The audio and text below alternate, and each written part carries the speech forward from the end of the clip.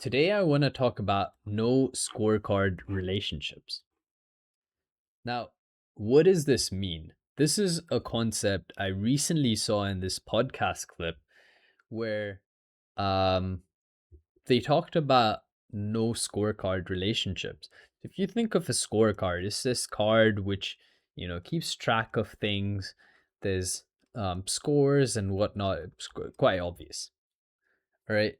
And what a no scorecard relationship is one in which you're not keeping track of the score.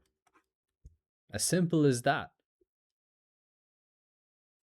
When you do something for someone, you don't expect. And similarly, when someone does something for you, you don't think, oh, I need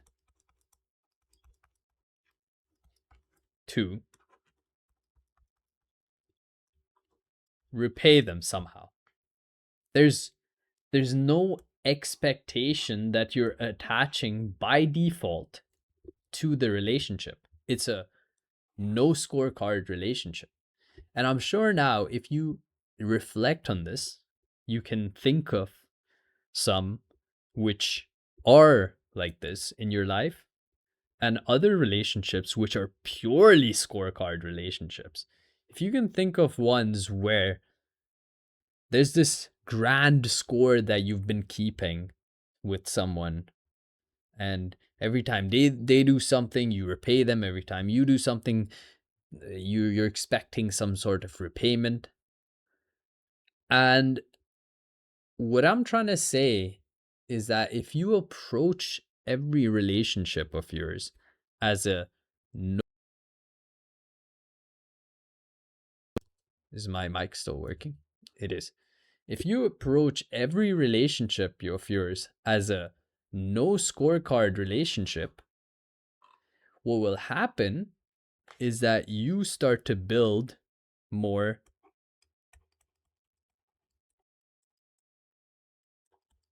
genuine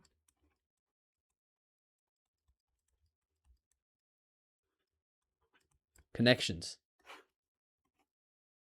And another benefit you'll find is that you're no longer thinking about the scales.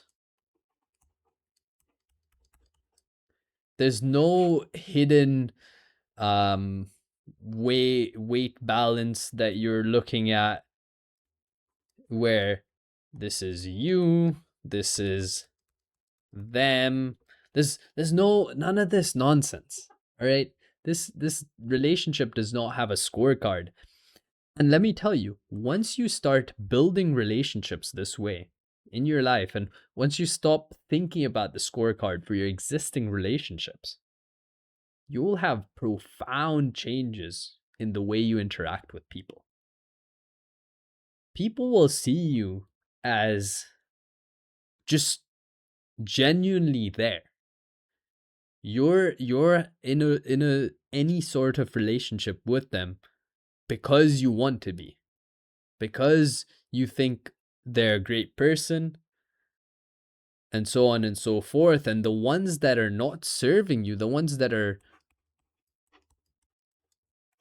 those will automatically start dropping off, because now you're not thinking, oh, that person has done X and Y for me. What if I seem ungrateful? Whatever. You stop thinking of all of that. You let go of it. And now if there was something in terms of a relationship with them anyways, if naturally flows. And if not, you're not trying to force this relationship to flow. And another byproduct of this will be that people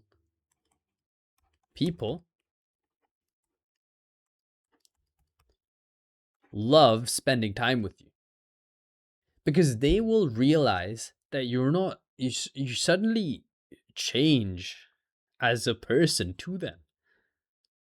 If you're not keeping track of these arbitrary variables, you're suddenly freed to actually care about the relationships you're in.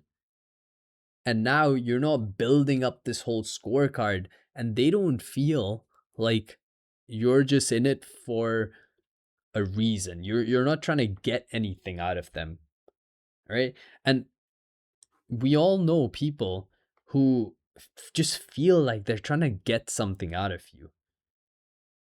And if someone feels like there's truly no ulterior motive, and that is because there is truly no ulterior motive. You're keeping no scorecards. You're not obliged to be in this relationship. You're not expecting anything. They're not well, you don't owe them anything. Then people will genuinely just want to be around you. So with that said, go on and try no scorecard relationships, because I guarantee you'll feel the difference. You'll feel that suddenly you're more free to do things.